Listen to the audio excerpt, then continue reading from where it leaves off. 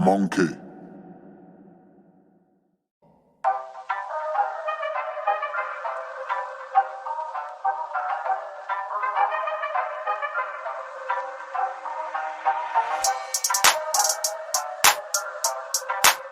Shakur Stevenson dominates Robson, Conceicao, and breezes to a points victory. Now, in terms of this fight, this was probably the most exciting Shakur Stevenson fight because Conceicao, he was willing to essentially take a punch to get one off. In most of Shakur Stevenson's fights, his opponents can't even get past the jab.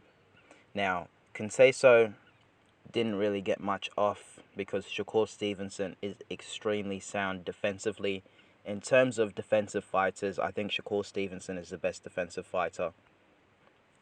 He was able to catch punches and he was able to throw with the exact same hand he caught the punch with. In terms of speed and coordination, I mean, that's incredible, really. He was blocking most of the punches, and even after a couple rounds, he was walking Conceicao down, which is something we don't normally see from Shakur Stevenson. We normally see him on the back foot, trying to keep his opponent at range, and come through with a straight left. But he was a lot more versatile in this fight, boxing at points, countering. He went down to the body. This is a guy who doesn't just headhunt, he changes levels. And you could see that his body shots, from Shakur Stevenson were affecting Conceicao. And for Conceicao, it was really just about surviving. He tried to not get knocked out, and credit to him, he's got heart because he could have easily quit and he could have just, stayed on the outside of Shakur Stevenson and not took many shots. And he could have made it an extremely boring fight, but no, he came there to fight. He did have ambition, though after several rounds, it was really about survival. And Robson Conceicao actually showed a decent chin. Now, I wouldn't say he showed, a granite chin because we know that Shakur Stevenson is not a big puncher. But Robson Conceicao was tired during periods of this fight. He was trying to gather a second wind. He was trying to move around the ring, and Shakur was pressuring him, and he was hitting him with a lot of looping shots, a lot of straight shots. But Robson Conceicao stood in there and didn't give up, so credit to him. Now, you could argue that in terms of vulnerability, Shakur Stevenson's probably only vulnerability is his emotion. He looked like he was getting frustrated at times. At times he could have boxed and made it easier and took even less shots than he did. He really didn't take much shots, but he could have even been better defensively, but he was probably getting frustrated, getting deducted a point. He was throwing Robson Conceicao around the ring. So yeah, in terms of his composure, that might be an area of weakness that maybe one of his opponents could exploit, in the future, but we'll have to really wait and see. Maybe this was just a one-off fight, but as a fighter, you can't be too emotional. You can have all the ability in the world, but if your emotions succumb you, it may cost you fights and you may never fulfill your true potential. A really talented fighter, a really technical fighter that was extremely emotional was somebody like a Zab Judah. Zab Judah at times looked like he didn't have emotional control, and it often affected, his decision making and his ability to, stay concentrated and perform throughout the entirety of a 12-round fight. Now, I wouldn't say Shakur Stevenson is that level.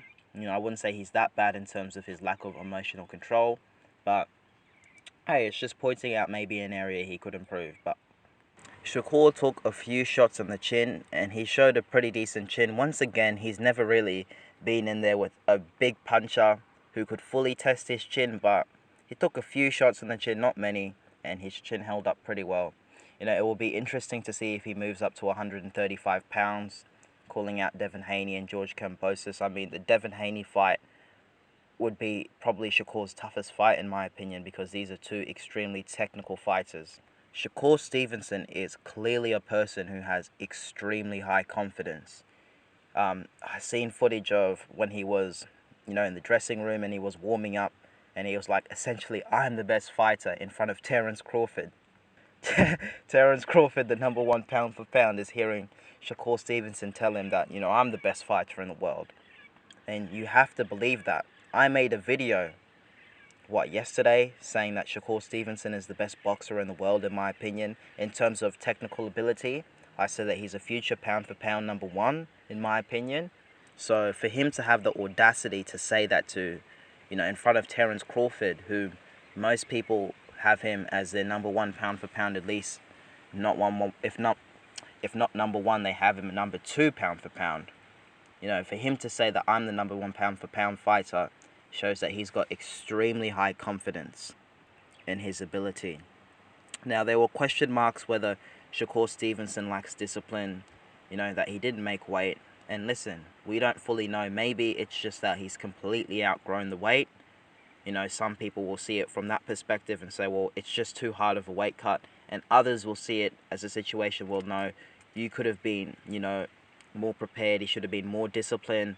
A lot of people were criticizing Shakur Stevenson and saying he wasn't as cut up as he could have been. If you compare his, I guess you could say, body fat to Robson Conceicao's body fat, Conceicao was definitely a lot more cut than Shakur Stevenson in this fight. But maybe Shakur's being genuine and he really can't make weight. Maybe it just is too hard to cut all of that weight. So it'll be interesting to see Shakur Stevenson move up to 135 pounds.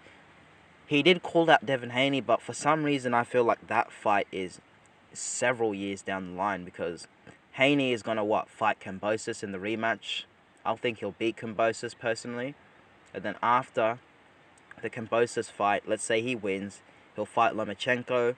Win, lose, or draw, I think he's going to move up in weight after the Lomachenko fight. He might not even fight Lomachenko, though I do believe he owes Top Rank at least one more fight. So yeah.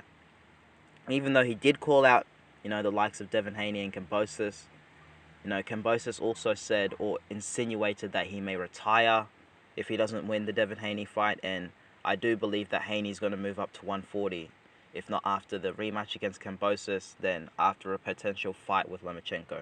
So yeah, guys, that was just my quick thoughts on the Shakur Stevenson-Robert Conceicao fight. Were you guys impressed with Shakur Stevenson? Do you agree that he is the best fighter in the world in terms of just pure skills? Obviously not in terms of resume and, being on the pound for pound list, because you can't have him as number one pound for pound right now, at least in my opinion. But in terms of just pure skills, do you think he is the best boxer in the world? Alright guys, don't forget to subscribe, like, and comment. Alright, peace.